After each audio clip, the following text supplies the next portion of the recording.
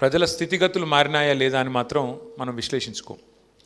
వాస్తవం ఏమంటే ఇందాక శ్రీధర్ గోవింద్ గారు మాట్లాడుతున్నప్పుడు నేను కూడా ఆలోచిస్తూ ఉంటే, సోదరుడు తన ఆలోచన విధానం, తను ఆనాడు ఉద్యమ సమయంలో తన వంతుగా 1000 మైళ్ళ దూరంలో ఉన్న 1000 కిలోమీటర్ల దూరంలో ఉన్న నా వంతుకు నేను ఏం చేయాలని చెప్పి టీవీ ముందు జై తెలంగాణ అన్న పరిస్థితి, సోషల్ మీడియాలో తనకంటూ ఒక వాయిస్ అజ్ఞాతంగానే ఉంటూ తాను బయటపడకుండా తన ఫోటో పెట్టుకోకుండా పేరు పెట్టుకోకుండా తెలంగాణ బ్లాక్ వాయిస్ అని పేరు పెట్టి మరి ఆ రోజు తను ఏ రకంగా ఉడతా భక్తిగా ఉద్యమానికి సాయం చేసిండు ఇవన్నీ చెప్తా ఉంటే నేను మనసులో అనుకుంటా ఉన్నా, ఇట్లా ఎంతోమంది అజ్ఞాత సూర్యుల వల్లే కదా ఇట్లా ఎంతో వేలాది మంది లక్షలాది మంది. ఇప్పుడు శ్రీధర్ గోవింద్ గారు చెప్తుంటే నాకు చాలా గొప్పగా అనిపించింది. సోదరుడు రాములు గారి గురించి చెప్పినారు. ఎక్కడున్నాడు ఆయన? రాములు, పల్లెపు రాముల, పల్లేటి రాములు గారు. తాను పెద్ద డబ్బులున్నాడు కాదు, తనకు సొంతంగా 1000 రూపాయలు లేకపోవచ్చు, లక్షల రూపాయలు లేకపోవచ్చు, కోట్ల రూపాయలు లేకపోవచ్చు, కానీ తెలంగాణ అనే సిద్ధాంతం మీద, నాయకుడి మీద, కేసీఆర్ గారి మీద ఆయనకున్న భక్తి వల్ల, ఆయనకున్న ఆరాధన వల్ల ఇవాళ ఆ గ్రామంలో జెండా కట్టి ఆ జెండా దించకుండా మరి బ్రహ్మాండంగా పోరాటం చేస్తున్న నాయకుడు. తమ్ముడు మహేష్కి కూడా మరి సొంతంగా పెద్ద ఆస్తిపాస్తులేం లేకపోవచ్చు, కానీ తనకు తోచిన విధంగా కేసీఆర్ గారి వాయిస్ని కానీ పార్టీని కానీ తెలంగాణ బాగును కోరుకునే వ్యక్తిగా సోషల్ మీడియాలో తన పాత్ర తాను పోషిస్తూ ఉన్నాడు. ఇట్లా ఒక్కొక్కరుగా లెక్క పెట్టుకుంటూ పోతే కొన్ని లక్షల మంది గుండెలు, ఆర్ఎస్పీ గారు చెప్పినట్టు కొన్ని లక్షల గుండెలు ఇవాళ కొట్టుకుంటూ ఉన్నాయి. ఈ రాష్ట్రం బాగుండాలి, మా ప్రజలు బాగుండాలి, అధికారంలో ఎవరుంటే ఏమి కానీ మా వాళ్ళు బాగుండాలి, మా చెరువు బాగుండాలి, మా ఊరు బాగుండాలి, మా పరిస్థితి బాగుండాలి, మా రాష్ట్రం దేశంలో నెంబర్ 1 కావాలి, ఈ ఆరాటంతో కొట్లాడుతున్న వాళ్ళు ఉన్నారు. ఇవాళ మనం కూడా అధికారం ఏమి కొత్త కాదు. 25 ఏళ్ళు నిన్నగాక మొన్న మన పార్టీకి నిండినాయి. ఏప్రిల్ 27 నాడు 25 ఏళ్ళు నిండి 26వ ఏట పార్టీ అడుగుపెట్టింది. ఈ భారతదేశ చరిత్రలో మీరు చూసినట్టయితే వేళ్ల మీద లెక్క పెట్టవచ్చు ఎన్ని పార్టీలు 25 ఏళ్ళ పైచిలుకు మనగలిగిన పార్టీలు, బతకగలిగిన పార్టీలు, బట్టగట్టగిన పార్టీలు ఎన్ని అంటే ఏళ్ళ మీద లెక్క పెట్టచ్చు. అదే మన తెలుగు రాష్ట్రాలు చూస్తే ఇదివరకు ఉమ్మడి ఆంధ్రప్రదేశ్, ఇప్పుడు తెలంగాణ ఆంధ్రప్రదేశ్ చూస్తే 2 పార్టీలు కదా. 25 ఏళ్ళ పైగా నిలబడ్డ పార్టీలు 2 కదా.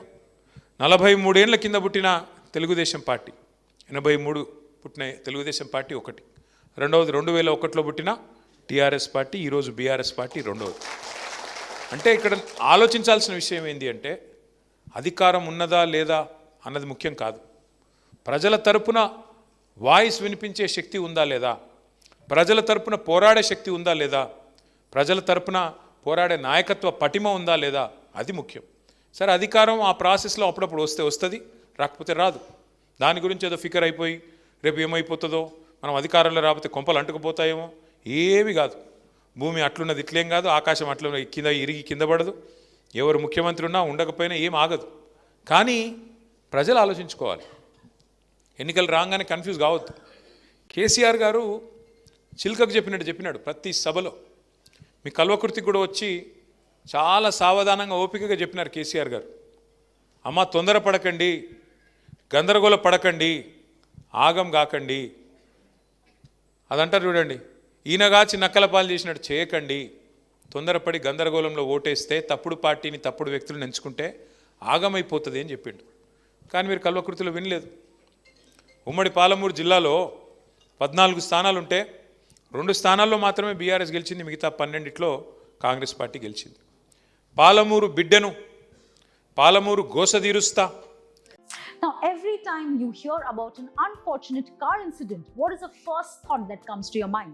Insurance, hai na? But real heroes don't wait for accidents. They make safety a habit. This National Road Safety Month and beyond, let's celebrate those who choose responsibility every single day. And when life takes an unexpected turn, ICICI Lombard stands by you, your silent partner in every journey. Cashless repairs and roadside assistance, personal accident cover up to rupees 15 lakhs and no claim bonus up to 50%. Stay protected, drive safe, choose ICICI Lombard Comprehensive Car Insurance.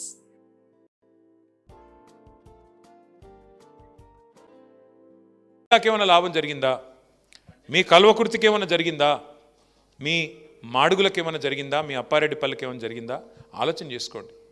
ఎందుకంటే కేసీఆర్ గారు ఆయన ఒక ప్రాంతానికి సంబంధించిన నాయకుడు కాదు, ఒక జిల్లాకు సంబంధించిన నాయకుడు కాదు, ఒక నియోజకవర్గానికి సంబంధించిన నాయకుడు కాదు. తాను ప్రాణాన్ని ఫనంగా పెట్టి కేసీఆర్ సచ్చుడో తెలంగాణ వచ్చుడో అని చెప్పి జిద్దు మీద కొట్లాడి తెలంగాణ తెచ్చిన నాయకుడు. అన్ని రాష్ట్రాలకు ముఖ్యమంత్రులు ఉంటారు, కానీ మన రాష్ట్రాన్ని తెచ్చిన నాయకుడే ముఖ్యమంత్రి అయిండు మొదటిసారి, రెండోసారి. అందుకే ఏం జరిగింది? కేసీఆర్ గారు ఒక కల్వకుర్తికి ఇది చేయాలా లేకపోతే ఒక గజ్వేల్కి అది చేయాలని చూడలేదు. రాష్ట్రంలో ఉండే 45,000 చెరువులు మిషన్ కాకతీయ కింద తీసుకొని 45,000 చెరువుల్ని మరి బాగు చేయాలనే సంకల్పంతో బ్రహ్మాండంగా వరుసగా 4-5 ఏళ్ల పాటు మిషన్ కాకతీయ అనే ప్రోగ్రాం దాదాపు 24,000 కోట్ల రూపాయలతోని మంచిగా నడిపించే ప్రయత్నం చేసినాడు.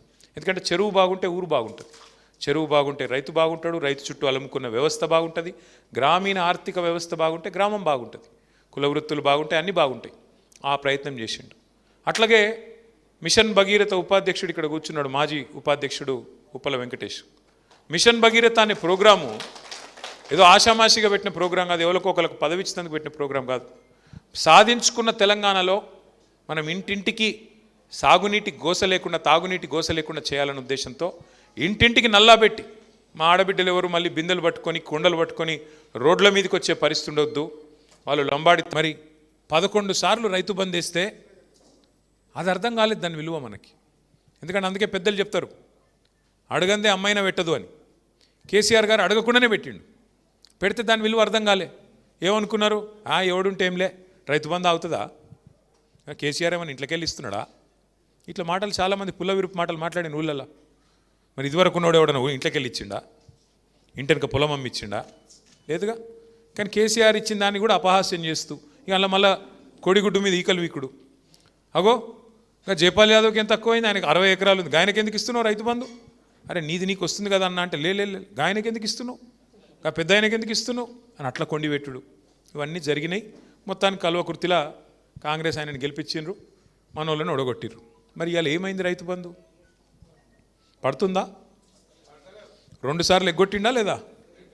మరి ఎవరున్నా నడుస్తుంది ఏమి కాదనుకుంటే ఆఖరికి యూరియా బస్తాలు దొరుకుతున్నాయా?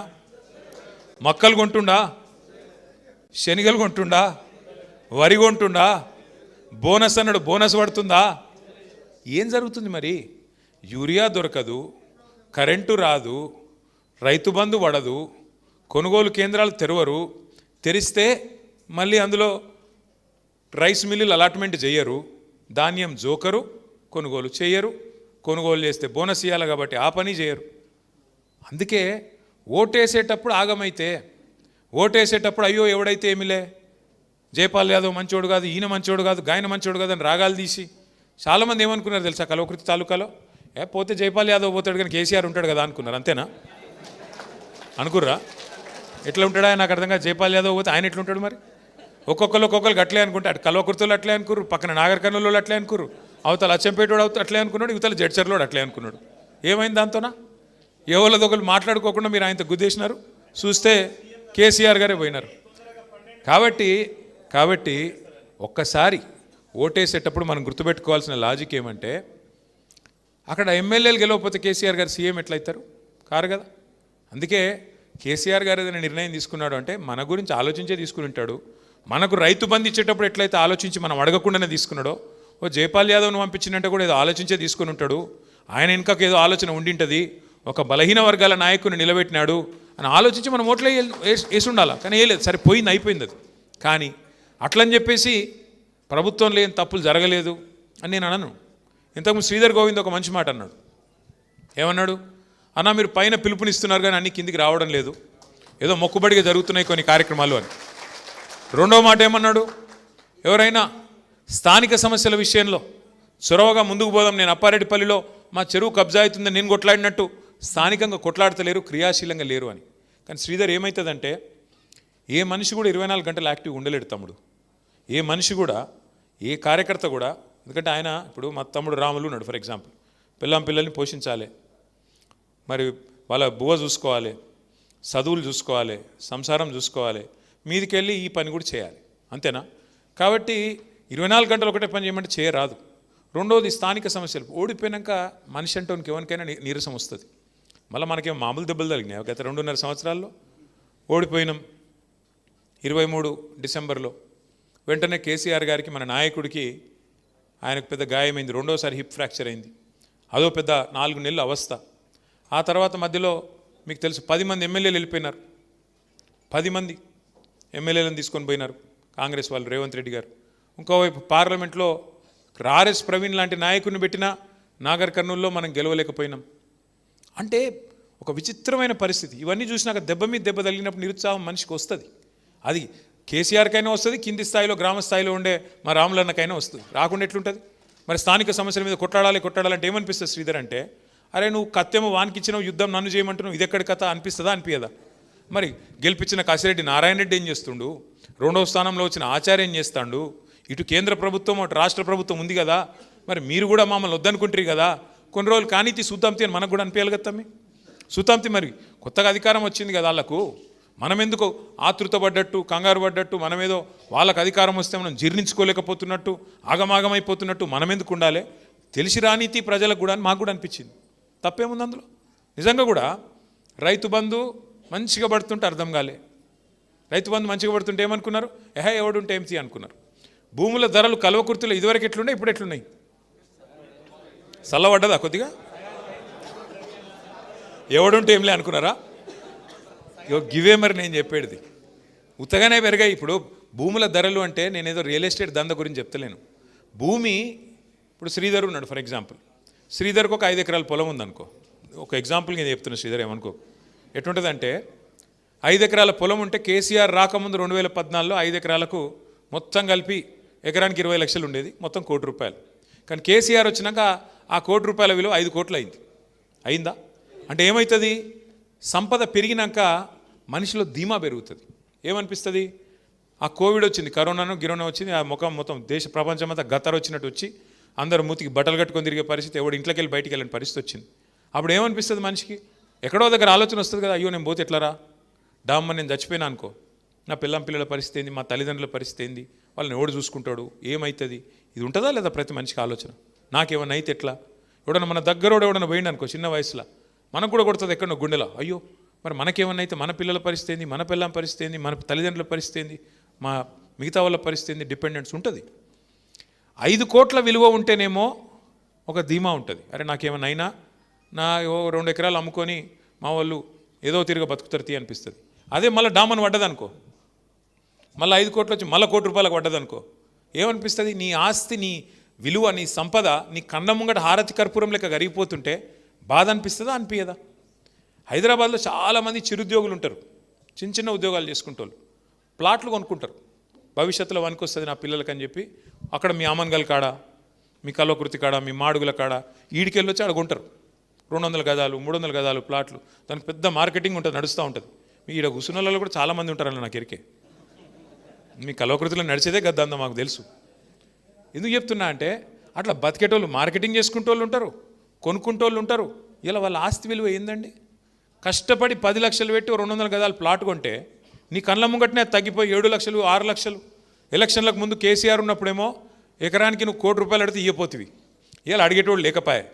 ఎట్లా అనిపిస్తుంది? బిడ్డ పెళ్లి చేయాలన్నా, వ్యాపారం చేయాలన్నా, ఒక కొత్త పెట్టుబడి పెట్టాలన్నా, ఏమిటికి ఏం లేకపోతే, పైసలు మార్కెట్లో లేకపోతే, నీ ఆస్తి విలువ హారతి కర్పూరం లెక్క కరిగిపోతుంటే ప్రభుత్వం అంటే కోపం వస్తుందా రాదా? ఈ అమ్మాయి దరిద్రుడు వచ్చినాక ఏమి రాబోయే ఇట్లయిపోయింది అనే ఫీలింగ్ వస్తుందా రాదా? ఇలా అది జరుగుతున్నది, తెలంగాణ వ్యాప్తంగా చర్చ జరుగుతుంది. నేనేదో మా రేవంత్ రెడ్డి గారి మీద నాకేం గెట్టు పంచాయతీ లేదు, నాకు ఆయనకేం వ్యక్తిగతమైన పంచాయతీ ఏం లేదు. బాధ ఎక్కడ అనిపిస్తుంది అంటే, తమ్ముడు అన్నాడు ఇందాక మాట్లాడుతూ, తెలంగాణ సరిగా నడవట్లేదు, మనం అనుకున్న పద్ధతుల్లో నడవట్లేదు. ఎందుకు నడవట్లేదంటే మోసం చేసి అధికారంలోకి వచ్చినారు. ప్రజల్ని మభ్యపెట్టి మోసం చేసి అడ్డగోలు హామీలు ఇచ్చి ఎవరికి చెప్పాలనుకున్నది వాళ్ళకి చెప్పినారు. కేసీఆర్ గారు ఒక బ్రహ్మాండమైన పథకం, రైతు బంధు ఒక్కటే తెలియదు ఆయన, దళిత బంధు అనో పథకం తెచ్చినాడు. సరే కొంతమందికి నచ్చవచ్చు, కొంతమందికి నచ్చపోవచ్చు, కానీ దళిత బంధు లాంటి పథకం కానీ రైతు బంధు లాంటి పథకం కానీ పెట్టాలంటే నాయకుడికి కలేజా ఉండాలి, గుండెలో ధైర్యం ఉండాలి. ఉత్తుతగా కాదు, ఆల్తు ఫాల్తు నాయకులు, రిబ్బన్ కటింగ్ నాయకులతో కాదు అట్లాంటి పథకాలు. కలేజా ఉండాలి, ధైర్యం ఉండాలి. గెలుస్తా పోతే పోతుంది, కానీ చరిత్రలో ఒక మార్పు తేవాలే, అనే దమ్ము ఉండాలి. మార్పు మార్పు అని డైలాగులు కొట్టుడు కాదు, మార్పు తెచ్చే దమ్ము కూడా ఉండాలి లోపల. అది ఉన్నోడు కేసీఆర్ కాబట్టి పెట్టిండు. వీళ్ళు ఏం చేశారు కాంగ్రెస్ వాళ్ళు? కేసీఆర్ 10 లక్షలు ఇస్తా అంటే మేము ఎంత ఇస్తా అన్నారు? ఇస్తా అన్నారా? ఎవరికన్నా ఒక్కనికన్నా 12 పైసలు పడ్డాయా ఈ రాష్ట్రంలో? ఇంకేం చెప్పారు? కేసీఆర్ పైసలు ఇండ్లకు ఇస్తలేడు, ఎస్సీ ఎస్టీలకు మేము 6 లక్షలు ఇస్తామని చెప్పారు. ఇందిరమ్మ ఇండ్లకు ఒక్క ఎస్సీ సోదరుడికి కానీ ఒక్క ఎస్టీ సోదరికి కానీ ఈ రాష్ట్రంలో 6 లక్షలు వచ్చినాయి ఎవరికన్నా? ఇంకేం చెప్పినారు? 10వ తరగతి పాస్ అయితే 10,000 ఇస్తాం, 12వ తరగతి పాస్ అయితే 25,000 ఇస్తాం, డిగ్రీ పాస్ అయితే 1,00,000 ఇస్తాం, పీజీ పాస్ అయితే 5 లక్షలు ఇస్తాం. ఒక్కలకు చూపెడతావా? అవి వదిలిపెట్టు, కొత్తగా ఇచ్చేటి ఇడిచిపెట్టు. ఉన్నది ఫీజు రీయింబర్స్మెంట్, ఫీజులు కట్టే కార్యక్రమం ఉంది కదా, ఫీజు రీయింబర్స్మెంట్ రాజశేఖర రెడ్డి గారు పెట్టినారు. మంచి పథకం అని మనం కొనసాగించినాం. ఇలా కాంగ్రెస్ వాళ్ళు ఫీజులు ఇవ్వకపోతే, కాలేజీలు సర్టిఫికెట్లు ఇవ్వకపోతే ఒక తల్లి తండ్రి హైకోర్టుకు పోయినారు. అయ్యా వీళ్ళు డబ్బులు కట్టట్లేదు. హైకోర్టు ఏం తీర్పిచ్చింది ఎరికైనా? వాడు ప్రభుత్వం వాడు బేకారు ఉన్నాడు, వాడు ఇస్తలేడు కదా పైసలు, మీరు కాలేజీలలో తల్లిదండ్రుల దగ్గరనే వసూలు చేసుకోపోండి అని చెప్పినాడు. మరి ఎందుకు ఇక ప్రభుత్వం ఇంతకంటే సిగ్గుచేటు ఉంటుందా?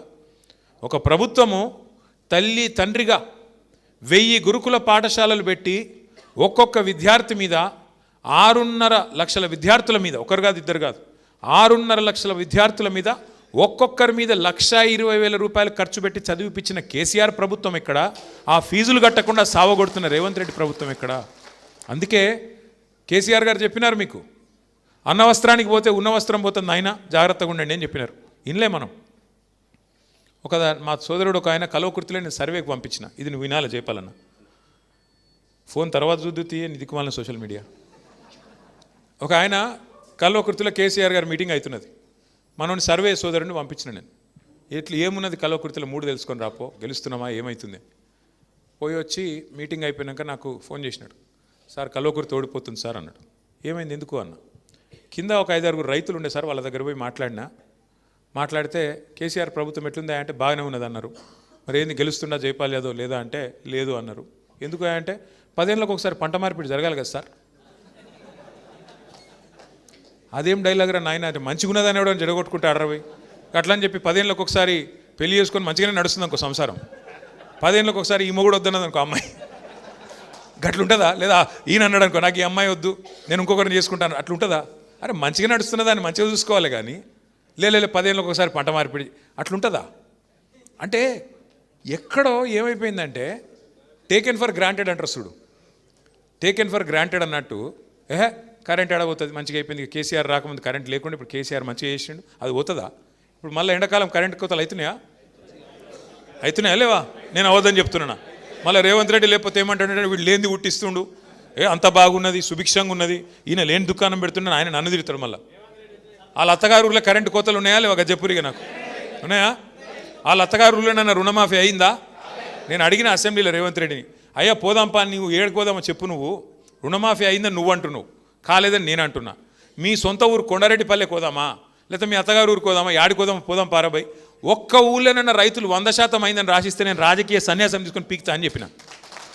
కదలడు మెదలడు బెల్లం కొట్టిన రాయిలెక్క కూర్చున్నాడు ఇట్లా, ఎందుకంటే ఆయనకు కూడా ఎరికే కాలే. అంటే ఎన్ని అబద్ధాలంటే రుణమాఫీ చేసిన అంటాడు, రైతు భరోసా వేస్తున్నాను కేరళలో పోయి డైలాగులు కొడతాడు. ఇక్కడ రైతు భరోసా లేదు, మను లేదు, రైతుకు భరోసా లేదు, రైతు భరోసా లేదు, రెండూ లేవు. కొనుగోలు చేసిన దాని ఇప్పుడు ఇక్కడికి వస్తుంటే నేను ప్రవీణ్ అన్నాడ 5 నిమిషాలు మాట్లాడుకుందామని నా రూమ్లో పోయినాం. టీవీలో వస్తున్నది, నాగర్ కర్నూల్లో పెద్ద లొల్లి అవుతున్నది, గడబడవుతున్నది. మక్కలు కొంటలేరు, నిన్న మొన్న వర్షం పడ్డదంట, మొత్తం తడిచిపోయిందంట, ఆగమాగం. మొత్తం రైతులంతా రోడ్డు ఎక్కి ధర్నా చేస్తున్నారు, మక్కలు కొంటలేరని. అంటే నేను ఎందుకు చెప్తున్నా అంటే ఒక మక్కలే కాదు, రాష్ట్రంలో ఈ రోజు వరకు వరి కొంటలేరు, మక్క కొంటలేరు, ఏ ధాన్యం కొంటలేరు. అదే కేసీఆర్ ఉన్నప్పుడు మమ్మల్ని సావగొడుతుండే, ఫోన్ చేసి ఒక్కొక్క మంత్రిని ఉరికిస్తుండే. ఇంకెందుకు తెరవలేదా మీరు, వెంటనే కొనండి, అక్కడ రంగు మారినా ఎండినా వానినా తడిచినా ఏమైనా ధాన్యం కొనండి, సీలింగ్ లేదు. ఇప్పుడు మక్కలకు సీలింగ్ పెట్టినారు, మేము గింతనే కొంటాం, పంట గింత వండితే నేను గింతనే కొంటా. నువ్వు ఏం చెప్పినావు ఎలక్షన్ల ముందు? అభయహస్తం అని బిల్డప్ ఇస్తేవి. అభయహస్తం మేనిఫెస్టోలో ఏం చెప్పినావు? ప్రతి పంటకు బోనస్ ఇస్తా అని చెప్తేవి. ఇవాళ ఏమైంది మరి? 500 బోనస్ వచ్చింది ఎవరికన్నా? మొదలు వడ్లకన్నారు, తర్వాత లేదు లేదు సన్న బియ్యానికి అన్నాడు, దొడ్డు బియ్యం కాదు సన్న బియ్యం అన్నాడు, దానికి లేదు దీనికి లేదు. అంటే ఎన్ని రకాల మోసం అంటే అన్నీ మళ్ళీ ఏదో అర్రాస్ పాట లెక్క చెప్పిండు. అత్తకు 4,000 పెన్షన్లు, కోడలకు 2,500. జర్రాగు నేను ఆడ మొత్తుకొని వీడ మొత్తుకుంటే ఎవరికి అర్థం కాదు. అత్తకు 4,000, కోడలకు 2,500, పిల్లలకు స్కూటీలు, కేసీఆర్ 1,00,000 ఇస్తున్నాడు, నేను తులం బంగారం ఇస్తా అంటే ఇక అర్రాస్ పాట లెక్కనే పాడి, అసలు ఊర్లల్లో వాడతారు చూడు పాటలు, అట్లా వాడి ఆయన 2 ఇస్తే నేను 4 ఇస్తా. మరి ఏమో 2,500. ఇంకా ఇప్పుడు అడిగిన వానికి ఏమంటున్నాడు, కొత్త డైలాగ్ నేర్చుకున్నాడు రేవంత్ రెడ్డి. మన ఆదిలాబాద్లో మాట్లాడుతున్నాడు ముఖ్యమంత్రి, నోట్లకి వెళ్ళి రాకూడదు ఆ మాట. ఏమంటాడు, ఎంత కండలు తిరిగిన వస్తాదైనా 3 నెలలనే పిల్లలు పుట్టిస్తాడా? ఇది ముఖ్యమంత్రి నోట్లకి వెళ్ళి వచ్చిన మాట. నేను అడుగుతున్న ముఖ్యమంత్రి గారు, 3 నెలలకు పిల్లలు పుట్టరని నాకు కూడా తెలుసు, అందరికి ఎరికే. 9 నెలలకు పుడతారు, కానీ 30 నెలలకు కూడా పుట్టకపోతే నేనేమనాలా మరి? ఏమనాలా చెప్పు మరి, ఆయన భాషలనే చెప్దాం. 30 నెలలకు కూడా పిల్లలు పుట్టలేదు కదా, ఒక పథకం అమలు అవుతలేదు కదా, నేనేమనాలి మరి? ఏమనంటే బాధపడతారు మళ్ళా. కానీ నువ్వే చెప్తే ఎవడు చెప్పమనండి నిన్ను? 3 నెలలనే ఇది చేస్తా అది చేస్తా పొడి చేస్తా అడిగిరు. పాపం విలేకరులు మర్యాదగా అడిగిరు, వాళ్ళ మర్యాద కాపాడుకున్నారు విలేకరులు. ఎలక్షన్ల ముందే అడిగిరు, ఏమన్నారు, ఏమయ్యా రేవంత్ రెడ్డి మరి మొత్తం శాంతాడంతా చెప్తున్నావు కథ, పైసలాడునేవా, పిండి కొద్ది రొట్టె కదా, పిండి ఎంతుంటే రొట్టెలు గన్ని అవుతాయి, నువ్వు ఇష్టం ఉన్నట్టు నరుకుతున్నావు, మరి అడ్డం పొడు ఏడికెళ్ళి తెస్తావు పైసలు, ఏడికెళ్ళి ఇస్తావు ఇవన్నీ అంటే, మాకు అన్నీ ఎరికే. ఇంకొక డైలాగ్ కొట్టిండు ఆయన, మీకు యాదకుందో లేదో, రుణమాఫీ చేయాలంటే 40,000 కోట్లు ఒక్క సంవత్సరం కడుపు కట్టుకుంటే అయిపోయాన్నాడు. మరి ఇప్పుడు కడుపు కట్టుకుంటే అయితలేదా? బెల్టులు దొరుకుతలేవా కట్టుకోనికే? ఏమవుతుంది రాష్ట్రంలో? ఒక్క వర్గం చెప్పండి, నువ్వు మోసం చేసింది చేయకుండా నీ చేతిలో మోసపోకుండా ఉన్న ఒక వర్గం చెప్పు. మా ఆడపిల్లల్ని మోసం చేస్తేవి, 2,500 అంటివి, తులం బంగారం అంటివి. ఇప్పుడేమో కొత్త డైలాగ్ నేర్చుకున్నాడు, అందరినీ కోటీశ్వరులు చేస్తారంట. 1,000,000 మంది ఆడోళ్లను కోటీశ్వరులు చేస్తా. 1,000,000 మంది మహిళలు కోటీశ్వరులు అయితే ఎన్ని కోట్లు అయితే ఒక రాష్ట్రంలో? 1,000,000 కోట్లు. నేను అసెంబ్లీలో అడిగిన, రేవంత్ రెడ్డి గారు బడ్జెట్ సమావేశాలు ఇవి, బడ్జెట్ అంటేనే లెక్కలు కదా, మరి 1,000,000 మంది కోటీశ్వరులు అంటే ఆ 1,000,000 కోట్లలో ఎన్ని సున్నాలు ఉంటాయో జర చెప్పురా భయ్ అని అడిగిన. ఆయనకి ఎరుకుంటే నా చెప్పేది, ఉత్తగానే ఏది పడుతుంది నోట్లోకి వెళ్ళి మాట్లాడచ్చు, జనంను ఏదో ఒకటి చెప్పి బనాయించవచ్చు, మళ్ళీ ఓట్లు వేయించుకోవచ్చు పోవచ్చు. ఇలా రేవంత్ రెడ్డి ఏమనుకుంటున్నా ఎరికేనా, నేను ప్రజలందరినీ నేను ఆగం చేసేసిన, ఇక నమ్మిచ్చేసిన, కేసీఆర్ అప్పులపాలు చేసేసిండని నమ్మిచ్చేసిన, మొత్తం ఎక్కిచ్చేసిన నెత్తిలా, కాబట్టి నేను ఏం చేయకపోయినా నడుస్తుంది. ఆఖరికి 6 నెలలకి ఏమైనా చేస్తే 1-2 చేస్తే అయిపోతుంది, వీళ్ళంతా పిచ్చోళ్ళు మళ్ళీ నాకే గుద్దుతారు అనుకుంటాను. చెప్తున్నాడు ఆయన దగ్గరున్న వాళ్ళకు. ఆఖరి 6 నెలలు ఏదో 2-3 ఇద్దాం తీబాయి, ఇప్పటి నుంచి ఎందుకు, మొదటి 3 నెలల్లో చేస్తా అన్న పనులంట ఆఖరి 6 నెలలకు చేస్తాడంట. మనం అందరం పిచ్చోళ్ళమంట, మళ్ళీ ఆయనకే గుద్దుతామంట. ఇది ఆయన నెత్తి నిండా ఉన్న ఆలోచన. ఏమనుకుంటున్నాడు ఆయన, ఇప్పుడు భూములు అమ్ముకోవాలా, వాళ్ళ అన్నదమ్ములు మొత్తం ఇరుసుకపడ్డారు ఇక మొత్తం హైదరాబాద్ చుట్టూతా.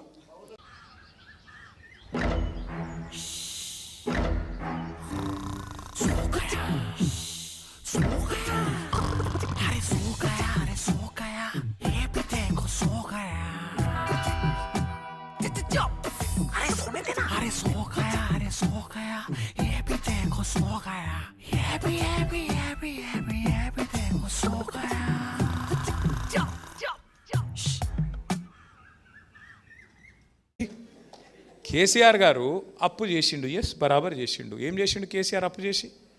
46,000 చెరువులు బాగు చేసిండు కేసీఆర్ గారు అప్పు చేసి. ఎస్ కేసీఆర్ అప్పు చేసిండు. 1000 గురుకుల పాఠశాలలు పెట్టిండు, ప్రవీణ్ అన్న లాంటి మంచి ఆఫీసర్ని పెట్టి 6.5 లక్షల మంది పిల్లగాళ్ళను చదివించిండు. ఎస్ కేసీఆర్ అప్పు చేసిండు. మీ పాలమూరు రంగారెడ్డి ప్రాజెక్టులో 90% పనులు, 14 లక్షల ఎకరాలకు నీళ్ళు ఇచ్చే 90% పనులు పూర్తి చేసిండు కేసీఆర్. మీ నార్లాపూర్ రిజర్వాయర్ పూర్తి కాలే, మీ ఏదుల కాలే, ఒట్టెం కాలే, కరివెన కాలే, ఉద్దండాపూర్ కాలే. ఒక కాలువలు దవి నీళ్ళు దేవాలి అంతే, 10% మిగిలింది అంతే పని. ఎక్కడైతే నీళ్లు తోడాలనో శ్రీశైలంలో అక్కడ పని పూర్తయింది, ఎక్కడైతే నీళ్లు నిలుపాలనో ఆ పని పూర్తయింది, రిజర్వాయర్లు పూర్తయినాయి, ఎక్కడైతే నీళ్లు తోడాలనో శ్రీశైలంలో ఆ పని కూడా పూర్తయింది, మోటార్లు కూడా పెట్టినాం.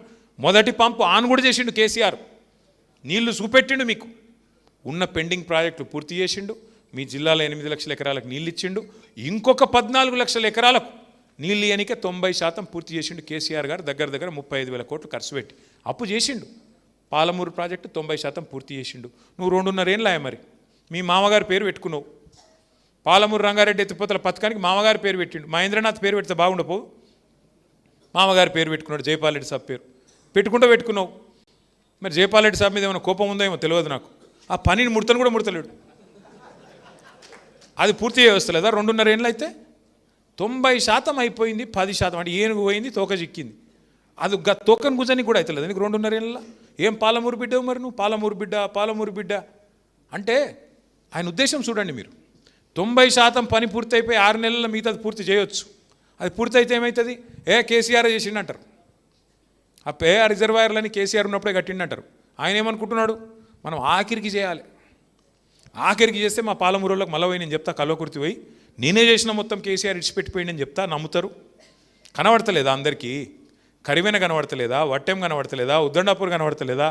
ఏదుల కనబడతలేదా? రిజర్వాయర్లని పూర్తయిన విషయం తెలియదా? తెలుసు. శ్రీధర్ లాంటి వాళ్ళని నేను కోరుతా ఉన్నా. ఈ వాస్తవాలు మనం చెప్పాలి ప్రజలకి. ఈ వాస్తవాలు మనము గ్రామానికి తీసుకొని పోవాలి. అట్లాగే ఇవాళ మీరు ఆలోచన చేయండి. ఏ వర్గాన్ని మోసం చేయలేదు ఆయన? దళితులకు గిరిజనులకు ఏం చెప్పిండు? మీ కల్వకుర్తిలో గిరిజన సోదరులు ఉంటారు బాగా. కేసీఆర్ గారేమో మీకు తాండాలు పంచాయతీలు చేసిండు. మీ రిజర్వేషన్ 6% నుంచి 10% చేసిండు. బ్రహ్మాండంగా పోడు భూములకు పట్టాలు ఇచ్చిండు. 4.5 లక్షల ఎకరాలకు పట్టాలు ఇచ్చిండు కేసీఆర్. గిరిజనులకు మంచి చేసే ప్రయత్నం చేసిండు. ఈయనేమన్నాడు? నేను గిరిజన బంధు పెడతా. ఒక్కొక్క సంవత్సరం సమ్మక్క సారక్క గిరిజనాభివృద్ధి పథకం కింద ఒక్కొక్క తాండకు 25 లక్షల రూపాయలు ఇస్తా అన్నాడు. మా సర్పంచులు ఉన్నారు ఇక్కడ. ఒక్క తాండకన్నా 25 పైసలు వచ్చినాయా తమ్మి ఆ పథకం కింద? పెట్టిండా? 3 బడ్జెట్లు ఒడిచిపోయినాయి. అంటే 60% టైం అడిచిపోయింది. ఇంకో 2 ఉన్నాయి. ఆ 2 ఆఖరిది ఎలక్షన్ బడ్జెటే కదా. ఎలక్షన్ బడ్జెట్లో ఏముంటుంది? సగం టైమే ఉంటావు నువ్వు అలా. అది లెక్క కూడా రాదు. అట్లా గిరిజనులను మోసం చేసిండు. గిరిజన బంధు పెడతా అన్నాడు కేసీఆర్. దళిత బంధు పెడితే నేను గిరిజన బంధు పెడతా అన్నాడు. ఇంకొక మాట చెప్పిండు ఎస్సీ ఎస్టీలకు. ఇప్పుడే ప్రవీణ్ యాద్ చేస్తున్నాడు. ఏమన్నాడు ఎరికేనా? కేసీఆర్ 6% నుంచి 10% రిజర్వేషన్లు పెంచిండు కదా. నేను దళితులది 16 నుంచి 18% పెంచుతా, గిరిజనులది 10% నుంచి 12 పెంచుతా.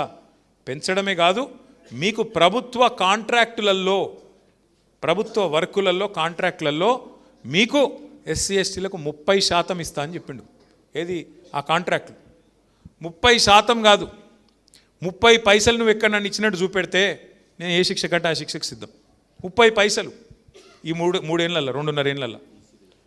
అట్లాగే బీసీలకు చెప్పిండు 42% ప్రభుత్వ కాంట్రాక్టులలో బీసీలకే ఇస్తా అని చెప్పిండు. అంటే ఎస్సీ ఎస్టీ బీసీ కలిపితే 72% వాటా.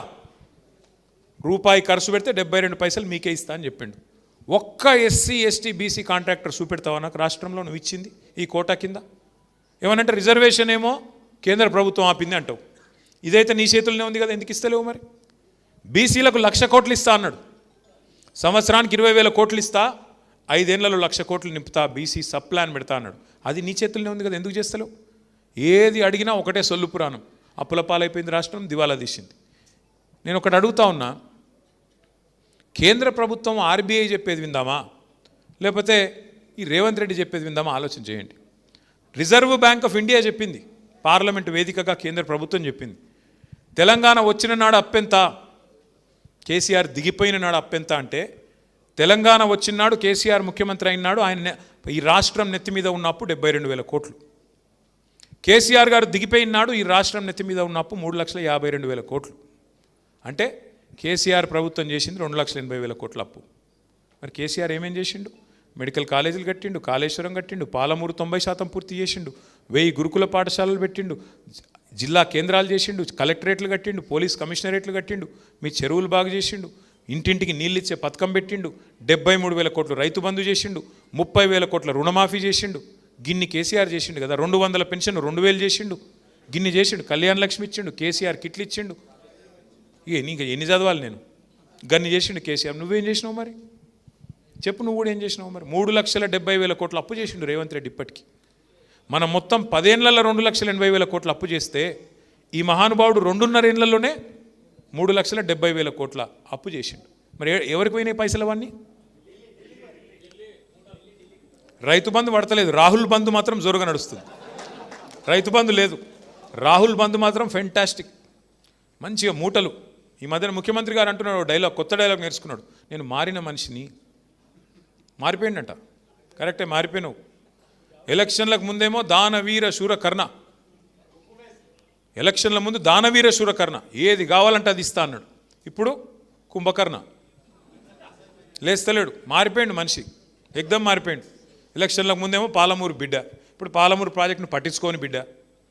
ఎందుకు మరి నువ్వు ముఖ్యమంత్రిగా ఉండి ఏం లాభం ఈ రాష్ట్రానికి? నీ నాగర్ కర్నూలులో నీ పాలమూరులో అయ్యేలా రైతులు రోడ్డుకి ధర్నా చేస్తుంటే సిగ్గనిపిస్తలేదా, బాధ అనిపిస్తలేదా?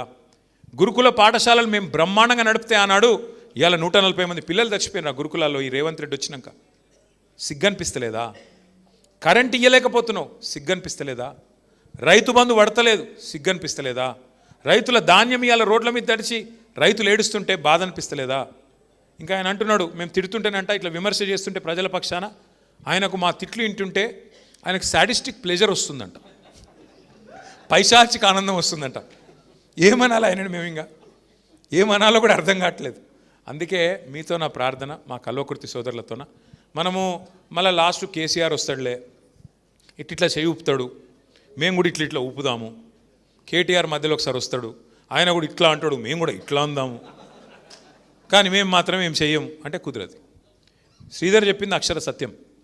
దయచేసి మా మిత్రులను కోరుతా ఉన్నాం, దయచేసి మీ స్థానిక సమస్యలు, మీ గ్రామాల్లో ఉండే సమస్యలు, మీ మండలాల్లో ఉండే సమస్యలు, అవి రైతులే కావచ్చు, కులవృత్తులే కావచ్చు, లేదా ఇతరులే కావచ్చు, విద్యార్థులే కావచ్చు, ఇంకోరి కావచ్చు, ఎత్తుకోండి. వాళ్ళ తరపున రోడ్డు ఎక్కండి, కదం దొక్కండి. ఇచ్చినాం, ప్రభుత్వానికి ఇచ్చే కాడికి టైం ఇచ్చినాం, మనం కూడా ఓపిక పట్టినాం. 2.5 ఏళ్ళు సరిపోయింది, 50% ఓవర్. ఇంకొక ఇందాక ఎవరో సోదరుడు మాట్లాడుతూ ఇంకో 2 ఏళ్ళు గడ్డు కాలం అన్నాడు, వెంకటేష్ అనుకుంటా. 2 ఏళ్ళు ఏం లేదు, ఇంకొక సంవత్సరం తర్వాత కూర్చున్న కుక్క కూడా లేవదు రేవంత్ రెడ్డి గారికి. కూర్చున్న కుక్క కూడా నిలబడదు అంటున్నా. అధికారులు వినరు మాట, ఎందుకంటే ఆఖరి సంవత్సరం మొత్తం ఎలక్షనే కాబట్టి ఇంకొక సంవత్సరం తట్టుకోవాలా ఈ దుర్మార్గ అరాచక పాలన. కానీ ఈ సంవత్సరంలోనే మన శక్తి ఏందో, మన సత్తా ఏందో కూడా చూపెట్టాలి. ఖచ్చితంగా గలం విప్పాలి, బలం చూపాలి. ఎట్లా అయితే తెలంగాణ ఉద్యమంలో ఆనాడు కదం దొక్కినామో, ఇప్పుడు మళ్ళొక్కసారి కాంగ్రెస్ నుండి ఈ రాష్ట్రాన్ని కాపాడుకోవడానికి, కాంగ్రెస్ కబంధహస్తం నుంచి ఈ రాష్ట్రాన్ని కాపాడుకోవడానికి తప్పకుండా అందరం కూడా నడుము బిగించాల్సిన బాధ్యత మన మీద ఉన్నది. దయచేసి నేను మిమ్మల్ని కోరుతా ఉన్నా, ఈ చేరికలు రావడం, చేరడం, 4 కండువాలు కప్పడం, ఈ రొటీన్ కార్యక్రమం మాదిరిగా కాకుండా దయచేసి కొత్తగా మెంబర్షిప్ కార్యక్రమం ప్రారంభమవుతున్నది. ఉన్న కమిటీలు అన్నీ రద్దయినాయి. ఇప్పుడు ఏ మండల కమిటీ లేదు, ఏ గ్రామ కమిటీ లేదు, ఏ కమిటీ లేదు, ఇప్పుడు ఒక రాష్ట్ర కమిటీ తప్ప. కాబట్టి కొత్త కమిటీల నిర్మాణంలో సమిష్టిగా పనిచేయండి. నేను జయపాల్ యాదవ్ గారిని కోరుతా ఉన్నా, మా వెంకటేష్ గారిని, శ్రీనివాస్ రెడ్డి గారిని, విజితారెడ్డి గారిని, పేరు పేరున అందరిని, మా ఆర్ఎస్ ప్రవీణ్ అన్న అందరినీ కోరుతా ఉన్నా, కొత్తగా చేరిన మిత్రులను కూడా కోరుతా ఉన్నా. పార్టీ బలమైతేనే, కింది స్థాయి నుంచి బలోపేతం అయితేనే కేసీఆర్ చెప్పేది కింది దాకా పోతుంది. లేకపోతే కింది దాకా చెప్పి కొట్లాడి ఓట్లు వేయించే వాళ్ళు లేరు, ఉండరు. మీరు గట్టిగా పట్టించుకోకపోతే, ఇప్పటి నుంచి చదువుకొని రాకపోతే, ఇల్లు అనేది ఎప్పుడు చదువుకోవాలి? వానాకాలం రాకముందే చదువుకుంటామా లేదా? గిట్లే మనం కూడా ఇప్పుడు వానాకాలం అంటే మళ్ళీ మనకు ఎలక్షన్లకు ముందే నువ్వు నీ మొత్తం కొంప చదువుకుంటే, చక్కగా ఉందా లేదా చూసుకుంటే, లీకేజీలు లేకుండా చూసుకుంటేనే రేపటి రోజున మళ్ళీ గెలుస్తాం కల్వకుర్తిలో. ఇంకోటి డీలిమిటేషన్ కూడా పక్కా అవుతుంది, సీట్లు పెరుగుతాయి. కాబట్టి ఇప్పటి నుంచి కొట్లాడుకోకూడదు, నా సీటు నీ సీటు, నీ సీటు నా సీటు, నా కుర్సీ నీ కుర్సీ, గదే కొట్లాట గదేళ్ళొల్లి. ఆయన ఉరుకుతుంటే ఈయన కాళ్ళలో కట్టబెడుతుంటాడు. అమన్గల్ గెలిచి ఓడిపోయాను. ఇక ఎవరి పేరు నేను చెప్పగాని మన నాయకుల అనైక్యత వల్లనే ఓడిపోయాను. ఇక అందులో ఏం అనుమానం లేదు, సిగ్గుపడేదేం లేదు. ఎవడన్నా లేకపోతే మెజారిటీ సీట్లు గెలిచి మనం 8 గెలిస్తాం 10 ఏళ్ళ. కాంగ్రెస్ వానికి 5, 4, 1 కాంగ్రెస్ వాడు గడ్డపారలేక 1 గెలిచిండు. వాడు బీజేపీ 4, 5 వాడు గెలిచిండు. 6. మరి మెజారిటీ మనం గెలిచి ఎట్లా పోతుందండి మున్సిపాలిటీ? మన వాళ్ళే ఉద్దేశపూర్వకంగానే పోగొట్టిరు. నేను గలిగి ఉంటుంది చెప్తే బాగుండదు. పక్కా జరిగింది, ఇది మోసం జరిగింది, మన వాళ్ళే చేసింది. నేను కోరేది ఏంటంటే, సరే ఒక మున్సిపాలిటీ ఆగవే మున్సిపాలిటీ ఒకటి పోతే పోయింది, వస్తే వచ్చింది, అది పెద్ద ముచ్చట కాదు. కానీ రేపు అసలు యుద్ధంలో మోసం ఇట్లే అయిందనుకో, అప్పుడు చేతులు గాలినాక ఆకులు పట్టుకోవడం కూడా లాభం ఉండదు. ఇప్పటి నుంచే దయచేసి కొద్దిగా గత అనుభవాల నుంచి, గత తప్పుల నుంచి పాఠం నేర్చుకుందాం. ఒకరికొకరు అండగా నిలబడదాం. ఒకరికి కష్టం వస్తే మరొకరం గట్టిగా అండగా నిలబడదాం. నేను ఒక మాట ఇందాక జయపాలని అడిగిన, ఆ తమ్ముడు రాములు గారు జర వేదిక మీదకి రావాలి. మా సోదరుడు మా మహేష్ గారు కూడా వారు కూడా వేదిక మీదకి రావాలి. వారిద్దరికి చిరు సత్కారం చేద్దాం, ఎందుకంటే ఇంత బ్రహ్మాండంగా పోరాటం చేస్తున్నందుకు. పేరు పేరున మిగతా మిత్రులకు కూడా నమస్కారాలు ఎక్కడో అక్కడ కూర్చోండి. నమస్కారాలు తెలియజేస్తూ జై తెలంగాణ.